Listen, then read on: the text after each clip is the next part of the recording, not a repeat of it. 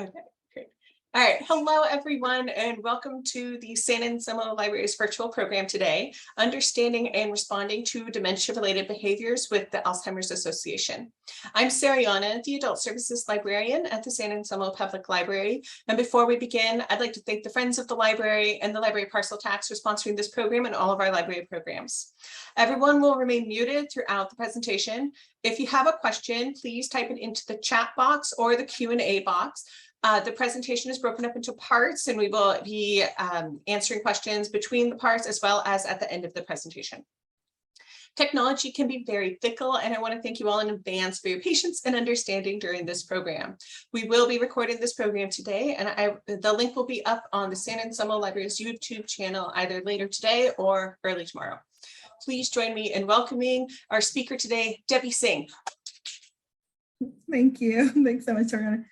My name is Debbie Singh. I'm a registered nurse, but I'm a volunteer community educator with the Alzheimer's Association. I've been doing this now for a couple of years. And basically what we're going to be doing today is we're going to be going over understanding and responding to dementia-related behaviors. And like she mentioned, I'll stop periodically and ask questions, just in between some of the sections here. But please do feel free to ask questions. I want to be able to help everybody as best as I can through this. So hopefully everyone here can see the presentation. So our objectives here by the end of today's program, and you'll see me if you're on camera, you'll see me kind of looking off to the side. I'm actually working with dual screens and my presentations off to my right over here. So, but I'll try to make it a point to look at the camera. So by the end of today's program, you'll be able to identify common triggers associated with dementia and those behaviors related to that. Be able to explain the process for assessing and identifying challenging behaviors. And then also being able to list and address common dementia-related behaviors. And so we'll talk about some of those strategies and how you can apply them to some of those common behaviors. So we'll have some actual examples. One of the big things we always want to try to do, of course, is to avoid having a complicated behavior occur. And oftentimes that's by identifying triggers and knowing what certain triggers are, and they can be different for each individual person and they can change over time. So one trigger that can occur is pain or discomfort. Oftentimes someone may not be able to verbalize or to understand exactly what it is that they're feeling as far as physical discomfort. And so it's up to us to actually look at that unspoken communication. Typically, dementia-related behaviors, the more complicated ones, tend to occur in those middle stages. So we have early, middle, and late stages of dementia. And in those middle stages is where individuals may start to have a very hard time vocalizing what it is that they're feeling or that they're experiencing. So we sort of have to be able to identify those triggers and look at the nonverbal communication that we're receiving.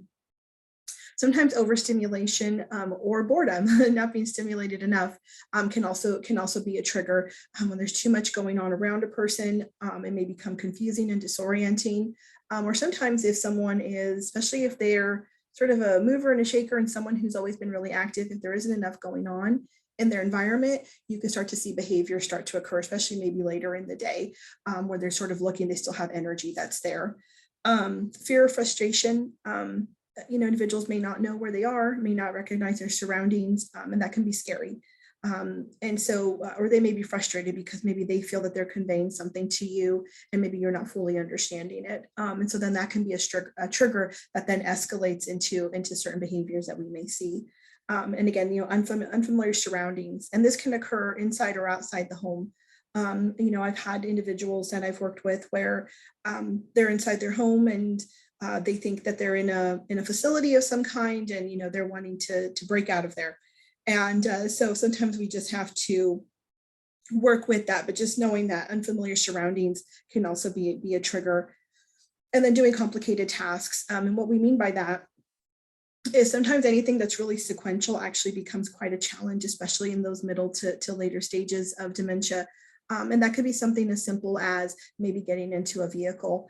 We don't realize it, but oftentimes when we go to do an action, let's say, such as getting into a car, there's several things that have to happen. We have to open the door, We have to take those steps, position ourselves so that we can sit down. So anything like that that's sequential, it has multiple steps, can become very confusing and overwhelming, which can then get the person feeling really anxious. That can lead to a behavior. So how do we address this, and how do we understand it a little bit better? So we have 4 steps here that that we will use in being able to handle these behaviors. So the first one's going to be detecting and connecting. Then we're going to address physical needs. Then we're going to address the emotional needs, and then we're going to reassess and plan for next time. So let's take a look at each of our steps, and then we'll start to apply them to certain behaviors. So in our detecting and connecting, what we're really doing there is we're joining that person in their reality and trying to really see the world through their eyes. What does that mean?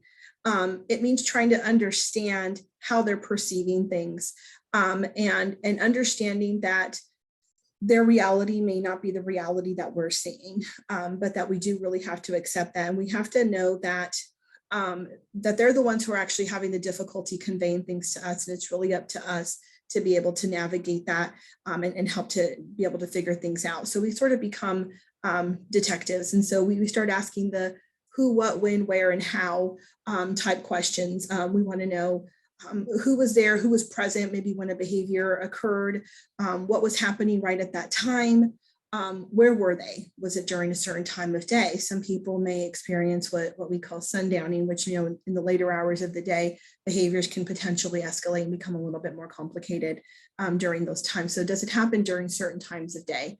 And what was taking place before and after it took place? So we want to make sure that we're approaching this, and we're approaching the person calmly and from a place of empathy, and really being able to work on making that connection. That's really going to be the key in being able to manage behaviors, and then being able to hopefully redirect the person into something else that's a little bit more calming so that we can de-escalate the situation. Then we want to address those physical needs. What do we mean by addressing physical needs first? So again, knowing that sometimes people may have difficulty expressing to us what it is that they're feeling, they may have a medical issue that's going on. One of the things that is common, especially for elderly folks, is a UTI, urinary tract infection. And oftentimes one of the first signs that presents with that is actually what we call an altered mental status. So they may present maybe a little bit more altered, a little bit more confused than they normally do. That could be the sign of a UTI. So we really want to be able to identify, is this a sudden change in their cognitive way, that their cognitive abilities, or is this something that's been gradual? So if it's sudden, there could be something medical going on. There could be a medication change that has occurred. Sometimes, you really want to make sure that you're speaking with your healthcare provider regarding medications and side effects that you could potentially encounter, especially when certain medications are taken together. So you really want to look at that as well. Make sure that there's no injury as well, making sure hunger and thirst. Sometimes individuals may think that they're eating, may think that they're drinking enough, but they're actually not. One of the things too, constipation for someone who has dementia, a lot of times they can present with certain behaviors and that kind of thing too. So we want to make sure that they're also having a diet that's conducive to having a nice healthy GI gut. Lack of social interaction, what's going on in their physical environment. And actually looking at those triggers in their environment. Is there too much that's going on, or maybe not enough? And then looking at those emotional needs. And this is where I always tell people here, when it comes to emotional needs and being able to focus on what they're feeling and not the facts, one of the things I always really emphasize is that we are joining them in their reality. And we're not trying to necessarily set the record straight. And that's one of the things that I think some people kind of have a hard time with. And we really want to try to bring them into the reality as we know it and as we recognize it. The problem with that is when you have someone who's having problems, being able to make those connections and understand what's going on around them, that can actually be even more scary and actually lead to an escalation in behaviors. So we want to make sure that we're focusing on how they're feeling. You may find yourself sometimes wanting to sort of make a correction on maybe a misunderstanding, But what you really want to do is make sure you're making that connection and being empathetic. And you might at times maybe even be apologizing and say, I'm sorry you're feeling this way. Let me see what I can do. You're going to be able to make that connection so that you can then redirect much more easily that way. And then using your knowledge of the person's preferences to provide effective interventions. What do you know about the person? What do they like to do? Are there certain activities that they find soothing, whether it's, gardening or coloring or reading? Is there something that they enjoy doing that maybe you can redirect them into doing that activity? And again, it just helps to sort of bring down that escalation. I'm going to play a video here from you, and it's a lady named Rose. And basically what she's going to talk about is sort of how she worked with her mother through behaviors and being able to give her tasks to do. She was part of the family, she'd fold towels, and she'd fold towels all day long some days. Just, put them back in the basket, and then she'd give them to her, here's some more towels. And it made. Oh, sorry, I'm just going to increase that a little bit. Look, it sounds like it's cruel, but look, it kept her busy. It kept her movements going. It kept her, just kept her occupied, and it made her feel wanted and that she was contributing. We created a routine for her that worked for her around her agitation and, her sleep patterns. So every day she was in the same routine for the most part. And every day she did something. She was always in the kitchen every day helping do something. Sometimes she'd rinse dishes, but she was always near the kitchen sink because she spent most of her life in front of the kitchen sink. Now she was just doing it in different ways. And going for a walk, going out in the car for a drive, walking around the yard, watering plants. Those are all things that she did, and we just had her continue doing them. So you can see here that essentially what they were doing is they were helping to create and maintain her routine because that was a source of comfort for her in being able to do those things. So sometimes sort of planning ahead and making sure that those activities are there and present for that individual may provide them with that activity that they need to do, that they find calm, that they find soothing.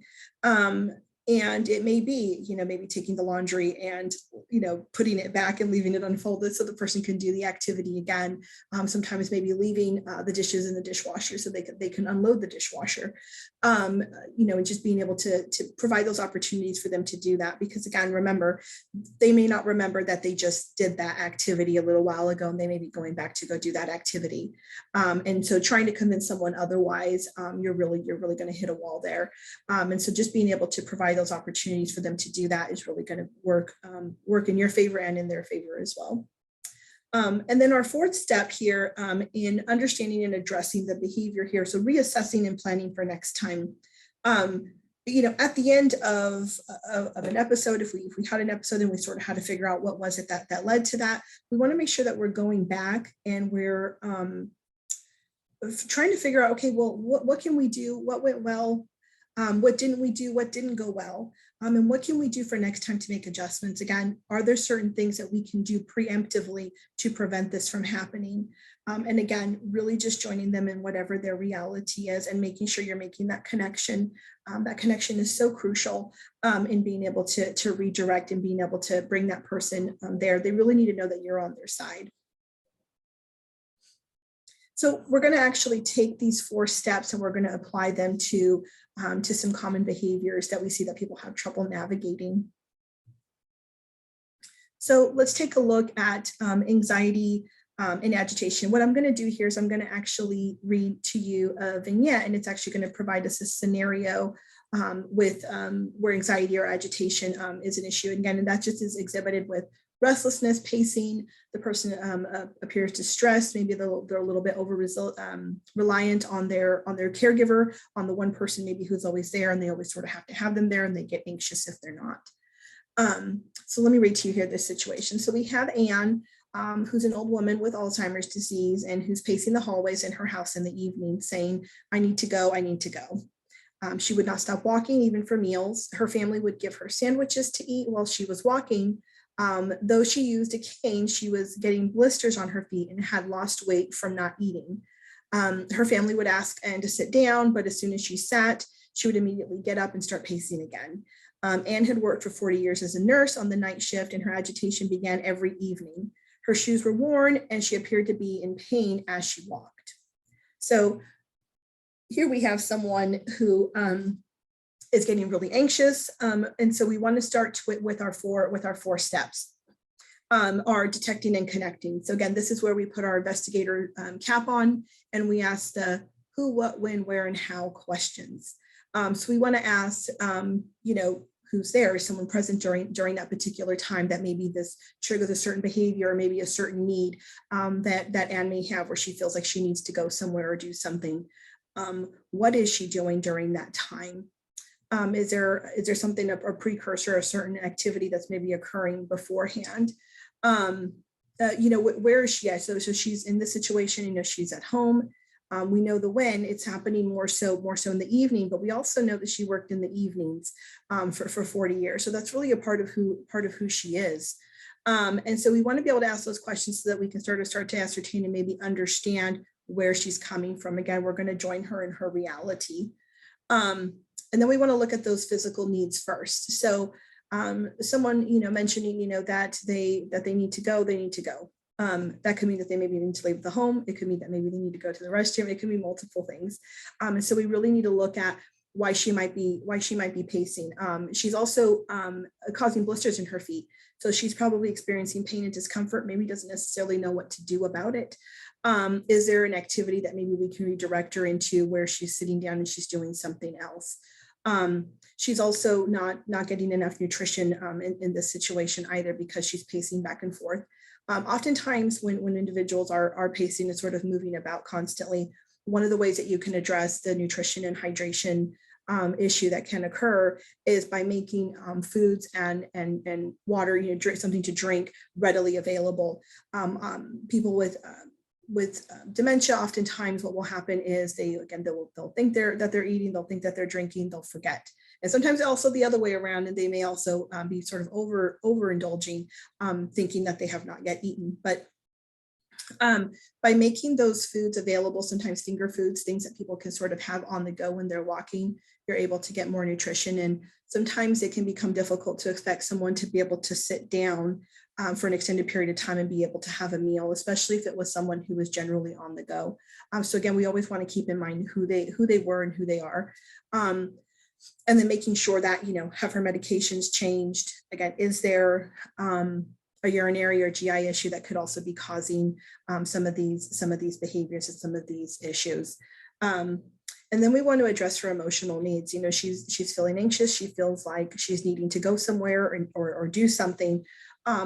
Being able to make that connection and say, Anne, it seems like you're needing to go somewhere. What is it that I can do to help you?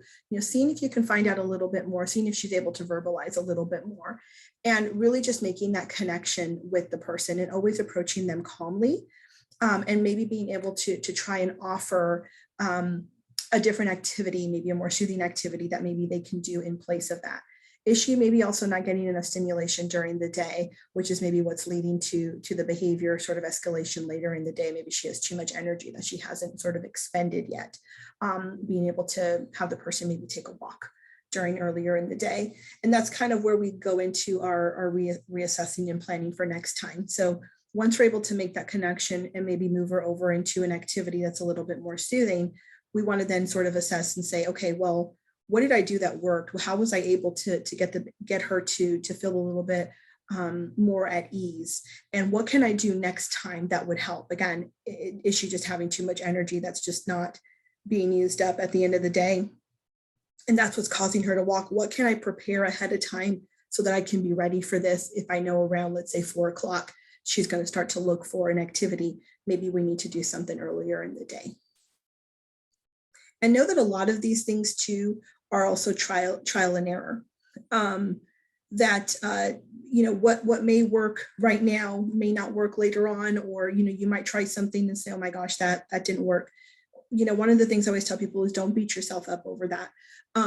Every individual is different. These are tips and tricks that are meant to help you and help guide you, but just know that each person is different, and you're really going to have to find out from that particular person what works for them and what works for you too. So looking here at another behavior, confusion or suspicion, where someone might not recognize familiar people, places, or things, as dementia advances, oftentimes familiar objects may become something that someone no longer recognizes. They may accuse others of theft, or a spouse or significant other, of infidelity. Again, it's sort of again, in their reality and sort of how they're perceiving the world. And that may be very confusing and scary for them too. I'm going to give you another little scenario here too, where we have, when Anne's family comes to visit, an evening begins, she becomes very suspicious that people are trying to get into her house and are watching her through the big picture windows. She becomes suspicious of her family for not making the people go away, and that they all must be in cahoots with each other. So, again, we want to take a look at this scenario and put on our investigator cap and see what we can do to help manage this. The key is, again, we need to stay calm. We need to see things through their eyes. So in our detecting and connecting, we again ask our who, what, when, where, and how questions. So in this scenario, one of the key things is sort of when this is happening during the days, during the evening times, where the window sort of becomes a mirror, and what she's seeing is that reflection in the mirror, and perceiving that as individuals that are outside, maybe trying to get into her home. We need to also identify, who else is there.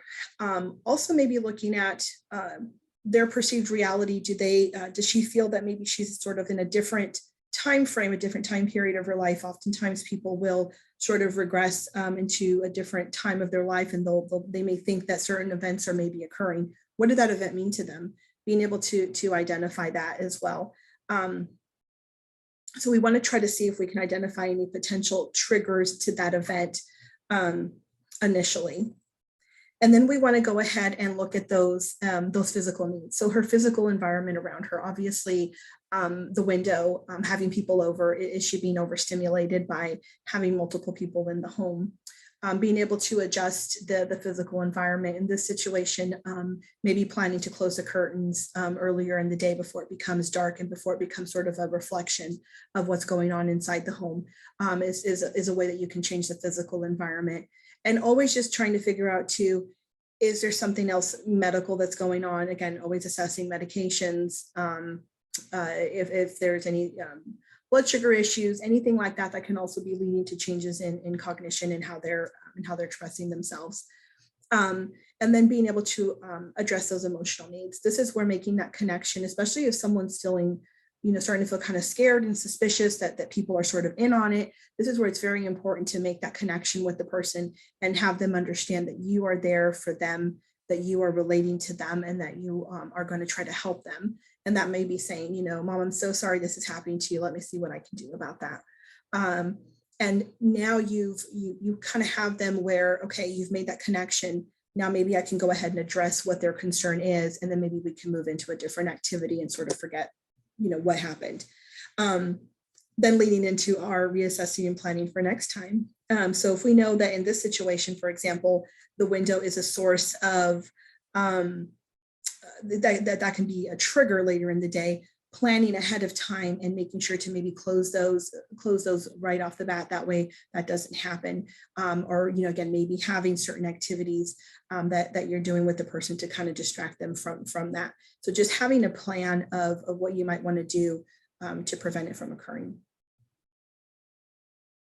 Before I go into this next little behavior here, are there any questions so far?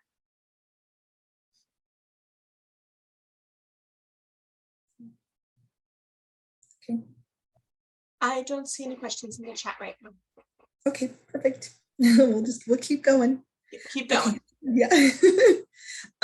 So let's talk a little bit about aggression. I feel like this was one that a lot of people tend to worry a lot about, and and are scared that someone with dementia might suddenly become aggressive in some way and dangerous. So aggressive behavior, it can be verbal, it can be physical, and it can occur suddenly and for no apparent reason that maybe that we're recognizing right off the bat as far as why it may have happened, or it can emerge following a certain trigger. And sometimes they can experience this. And again, it just really comes down to also us being able to recognize sometimes an escalation of behavior and maybe trying to kind of intervene before the person becomes, so upset. But I'm going to give us a scenario here, and we'll talk a little bit about that.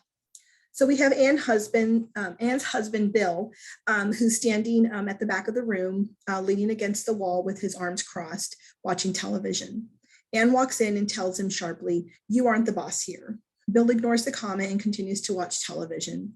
Anne comes closer, raises her voice and says, "You can't tell me what to do."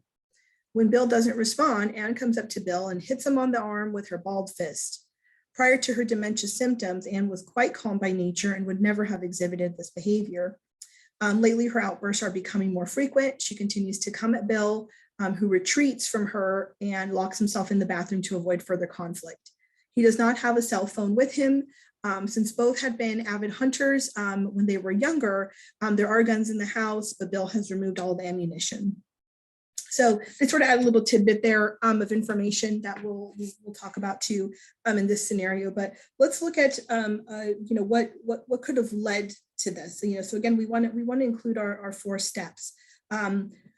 We put on our investigator hat and we try to detect and connect what it was that could have potentially triggered the behavior. So let's take a look at the situation. If we have someone who's potentially becoming more upset, potentially a little bit more aggressive, we want to look and see if we can help, gently just sort of be able to make that connection.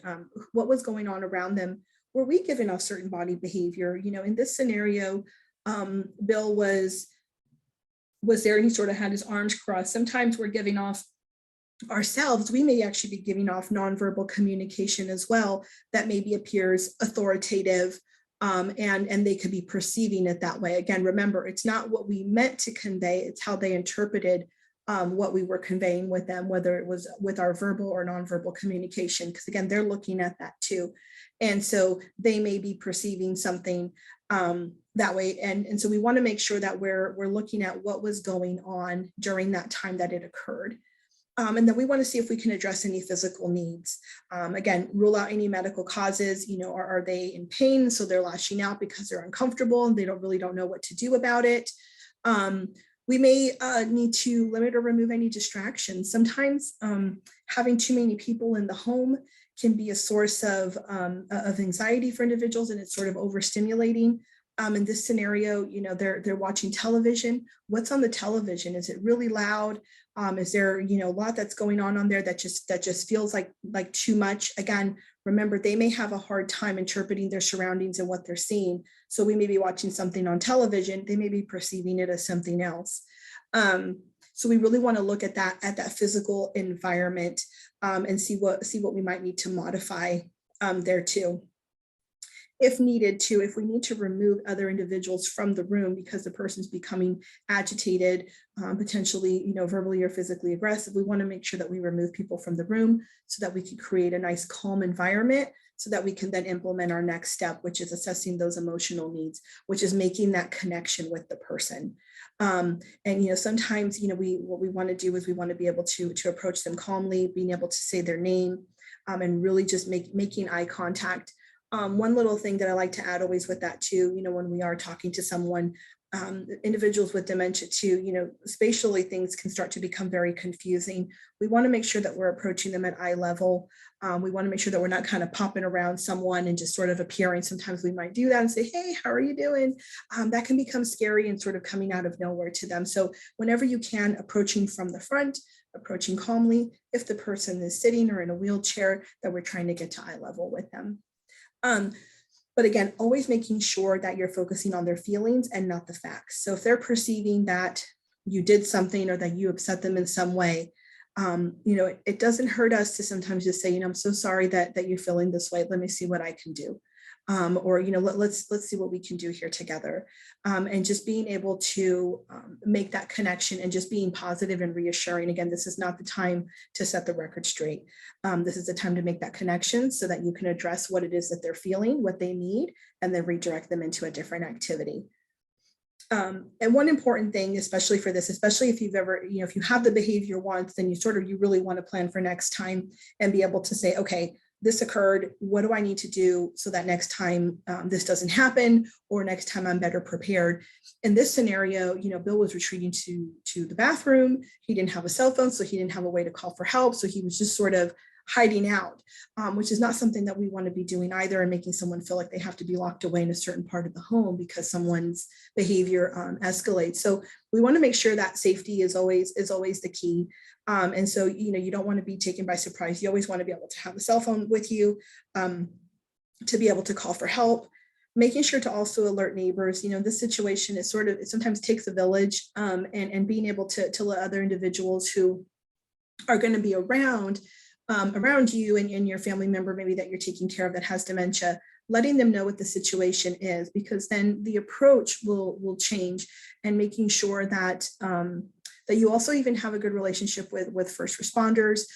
If you ever do have to call for help, if you or the individual with dementia or anybody else is in danger, and you have to call 911, you have to call for help, make sure that you let them know that this is an individual who has dementia and that they're experiencing a dementia-related behavior, and that's why you need the help. Because how they're going to approach it is also going to change, because they have a better understanding of what's going on versus someone who's becoming violent. So they need to understand the situation. In this scenario as well, they have guns in the home. And although Bill has removed the ammunition and there's no ammunition, if Anne were to get a hold of that gun and let's say help is called and first responders show up, if someone has a weapon of some kind, if they have a gun, they don't know that's unloaded. And so you can see where that would quickly become a tragic situation, where if someone has a gun, even if it's unloaded. Again, remember that the people who are showing up don't know that. So that could be potentially very, very dangerous. Being able to also have security alarms in the home, so that way if someone does have to retreat to somewhere safe, you also know that the person is still in the home, and you can also access and call for help much more easily too if there's security alarms in place. One of the things I really want to stress too is that again aggressive. A lot of times people just get so scared thinking about aggressive behaviors, but usually they can be upsetting, but they're usually not dangerous. Again, especially when we recognize that it's happening and we work to de-escalate it before it becomes a bigger issue. And I can tell you that the big key with that and being able to de-escalate quickly is going to be in making that connection with the person right away, being able to be empathetic, focusing on their feelings and not the facts. And once you can make that connection, redirecting them into something else. Sometimes a person could be a danger to themselves, and safety measures may be necessary. And if they are, then you definitely want to make sure that you're doing that. If it is something that you're also really concerned about, you want to talk to your physician about that too, to see if there's any medical interventions. Sometimes certain behaviors can become a little bit more during certain times of the day, in which case, maybe there's something that some kind of medical intervention that can be done to help prevent that too. And again, not hesitating to call 911 if that's something that becomes necessary. Repetition is going to be something that everyone is going to experience with dementia, because again, remember, the person does not remember oftentimes, as it progresses, a conversation that maybe you just had. And really it's just exhibited by someone saying something over and over, maybe repeating words, questions, or behaviors. Sometimes people may be sort of on, sort of what I term kind of like on a loop, and they may be sort of, just sort of doing the same types of activities over and over. We're going to watch a clip here from Dr. Sam Fazio, and he's going to talk a little bit about repetition. Repetition is really one of the most common and also frustrating behaviors for caregivers. It's important to really just take a minute, take a breath, and really think about how you could help that person with the answer that they're looking for. it really makes no sense to sort of bump heads with them and try to correct them or try to tell them to stop asking it, because they really can't remember that they just asked you that a minute ago. So thinking about how you could provide an answer that's reassuring, even though you might be doing it over and over and over again. So this one's definitely one that's a challenge, and we'll talk about some strategies with that, but just really focusing on knowing that it's not intentional. You know, a lot of times when someone's asking the same questions over and over, again, this is part of the disease process of, you know, that occurs with dementia, and they really don't know, they really don't remember.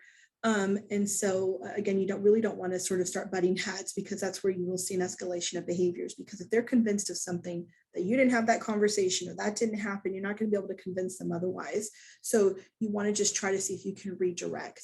And we'll talk a little bit about that too, but let's, I'm going to have another little scenario here for you, another little vignette that we'll go over. So we have here Anne, who's recently been concerned about an upcoming visit from her daughter. Though her daughter Katie is not scheduled to visit for another 2 weeks, Anne has begun to repeatedly ask her husband Bill when she will arrive. Anne asks several times throughout the day, every day, which has begun to wear on Bill. He finds himself answering impatiently or even ignoring Anne's questions. At the same time, Anne is going into the bathroom much more frequently than she ever has before, about every 10 to 20 minutes. So again, in this scenario, we're also given another little tidbit of info that we'll talk about too. So again, we're going to kind of put on our detecting and connecting, asking our who, what, when, where, and how questions, and working towards figuring out what's going on with the behavior and kind of working with it rather than trying to work against it. So always looking at the physical needs first. So, you know, is she, you know, is there pain? Is there something that's going on that could be leading to an escalation into the behavior? Again, always remember any sudden changes in cognition could be something else that maybe needs to be treated medically.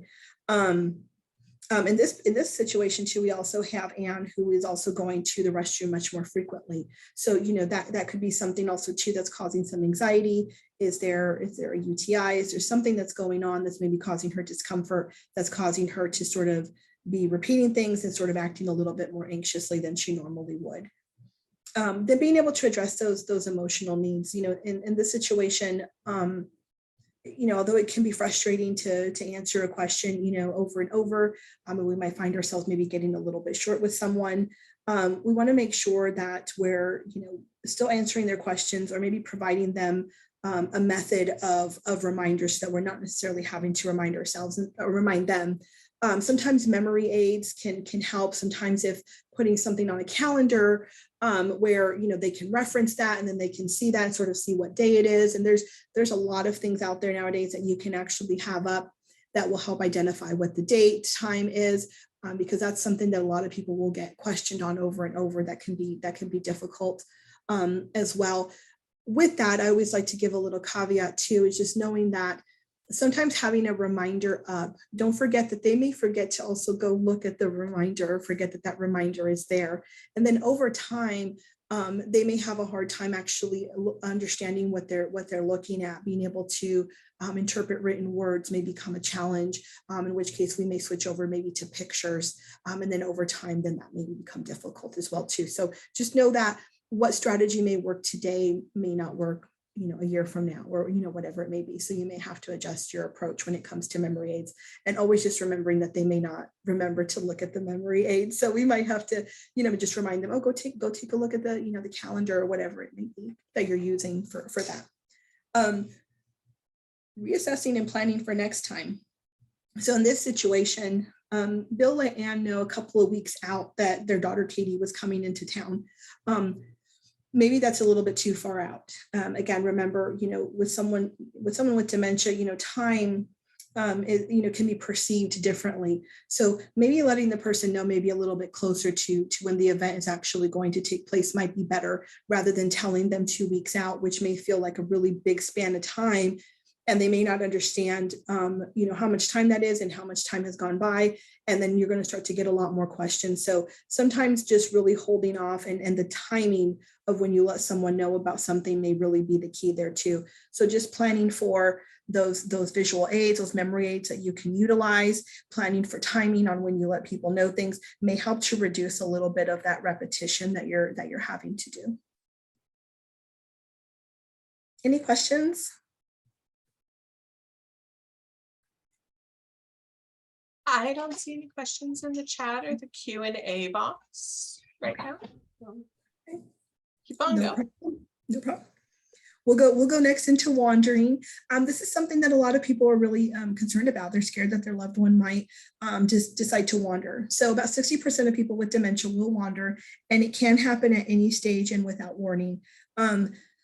I know in my own experience in providing care, working with a lot of families with this, it's sort of a, they've never done this before. And, we went and they got in their car and they drove, and, maybe the police in another town over were the ones who found them and brought them home. And so just always, just sort of being mindful of that it can occur without warning. So sort of having maybe preventative steps may be helpful in this situation. So I'm going to give you another little scenario here too, and then we'll talk about this one. So we have Ann and Bill, who spent the early years of their marriage in New Jersey. They moved out of the state to their current home 30 years ago.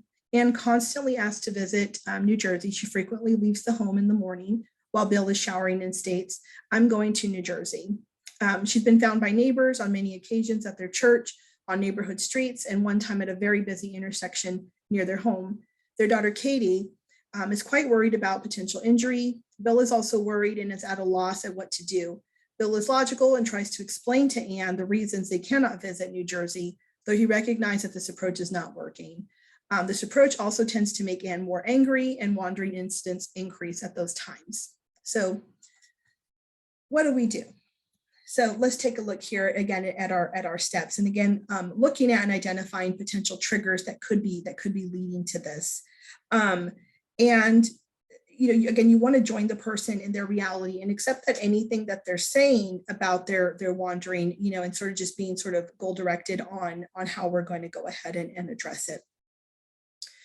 So looking at physical needs first, is the person in pain, and are they essentially trying to sort of move away from the pain or discomfort that they're having? And so they're trying to sort of, get away from that. And is that why maybe they're wandering and finding themselves out and about? Are they having difficulty with something that's going on in their immediate surroundings? And again, that's sort of leading them to wander.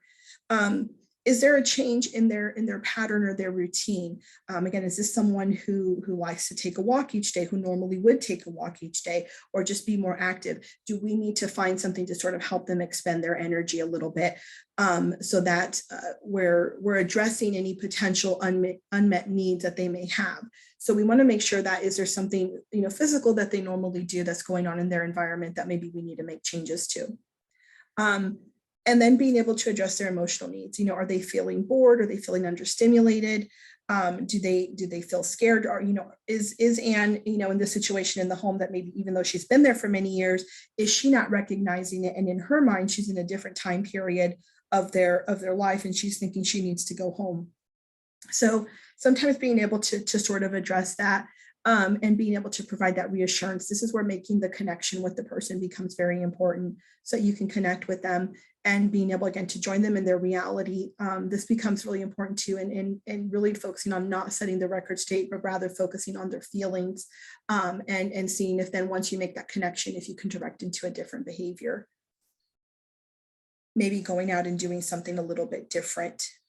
When wandering also becomes an issue, again, this is sort of in planning for next time. So let's say, Bill obviously, has his own personal needs that he has to take care of, if he's taking a shower or something, and he's scared that Ann might actually walk out of the home.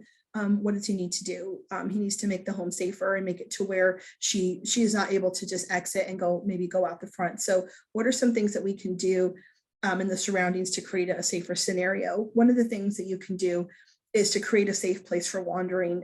Is there an area sort of in the backyard? Can you leave the back door open so that the person is safe and free to wander in those areas, and that way they can still get outside? Sometimes with the front door, putting locks, like if you put a lock sometimes sort of up top where it's essentially a new lock that's never been there, the person's going to sort of go more off of what their memory is of being able to unlock and open the door. They may not recognize that lock up at the top, and they may not be able to open it. Sometimes putting dark rugs in front of the door can also be perceived as sort of like an opening or a hole to the person with dementia. So they may avoid the door area altogether, so that they don't go to the front door and sort of let themselves out. Sometimes also something as simple as sort of putting a drape or something over the doorknob. If they don't see the doorknob, they may not sort of recognize that the doorknob is behind there. So again, it's sort of working with what are they able to understand spatially about what's going on around them, and are there things that we can do to maybe have them just avoid certain areas so that we can keep them safe, especially during times when we're maybe trying to take care of ourselves and do things, and so we might not be able to have eyes on them all the time, but really also providing opportunities for them to do safe wandering, or do they need to go out for a walk? Do you need to schedule that ahead of time? So again, planning and saying, okay, in the morning is when, she really feels like she needs to go out and wander. We're going to go for a morning walk. That way she feels like she got out, and she also uses some of that energy. So maybe some of that need then is being met ahead of time. So obviously, if you guys are here, you guys are familiar with the Alzheimer's Association and different ways that they can help. There are many resources that the Alzheimer's Association does have on their website. If you go to alz.org, they have their navigator. They also have a community resource finder. One thing that's really nice, they have their Alz Connected, which I would recommend for people. This is where you can connect with other families and individuals who are going through the same journey. Knowing that you're not alone and that others are going through the same thing, I find is a comfort, and not forgetting that, you as the person maybe who's helping someone else navigate this disease, that you're also going through the journey too. And so being able to have that is really important. Their safety center, being able to look at strategies on how you can make the home safer for you and for the individual. There's a number here too, their 800-272-3900 number. It's a 24/7 helpline that you can call, and it's available all day, every day, where you can get connected to someone from the Alzheimer's Association. So if you just don't even know where to start, you need to find out more, or you're just frustrated, and you need some guidance, you can call that number anytime, and you'll be connected to someone who can help you. And on there too, you can also find support groups and other education programs similar to this one. They do have many online trainings and things like that you can actually go on to, or attend other courses just similar like this one, other education opportunities too. The more we know, the better and more confident we feel. The more confident you feel in the home, the better it's going to be for you and for the person that you're assisting here too. And on here on the website too is the phone number. I recommend for each of you to take down this number and to keep it with you. So if you ever need to call, you can call anytime. And I'll leave that up here for now. That is the end of that, unless there's any questions. Thank you so much for that, Debbie. We do have a question in the Q&A. What technologies and items do you recommend for people who wander or who do errands independently but could get disoriented, get lost, or fall? So there are bracelets that the individuals can wear, where it will provide their information, their name, number, any emergency information needs to be known, especially let's say if the person is diabetic or has any disease processes that first responders may need to know about if they approach them, if they're having a medical emergency. Having things that have GPS trackers too are also, nowadays we have great technology when it comes to that. Cell phones, one of the things sometimes that people can do though is that they can take that off, right? They can take, or leave the cell phone at home. Sometimes having sort of strap devices where the person's actually wearing the phone on them, or they're actually wearing the device on them. And it's not something that they would normally be just sort of taking off or just sort of leaving all the time, will also help you too. I would also recommend, if you do have someone who tends to do errands on their own, but are likely to become disoriented and confused, that maybe we find strategies on having someone accompany them for certain activities. If you can schedule maybe certain times of the day or the week where someone is with them and going and doing that, because that can really be dangerous for them and other individuals as well, especially if they're driving and maybe suddenly they sort of forget what they're doing or where they're going. We want to make sure that they're staying safe, and sometimes creating a routine where when we're going out and doing things, and that sort of becomes part of that routine that we do during the week, can help meet the need of them having to go out to run errands, but maybe having someone accompany them if it's possible. Thank you. There's a follow-up question to that. We are the attendee says we are considering exploring a few hours a day for a caregiver in the future, but are concerned that introducing a new person will be more agitating. So I have a home care company, and so that's what I do. So we provide caregivers in the home. So that's actually a common concern that I get with families in being concerned about introducing someone new. One of the best things I can tell you is if that's something that you're considering, where you're going to have a caregiver, waiting too long could actually be more problematic.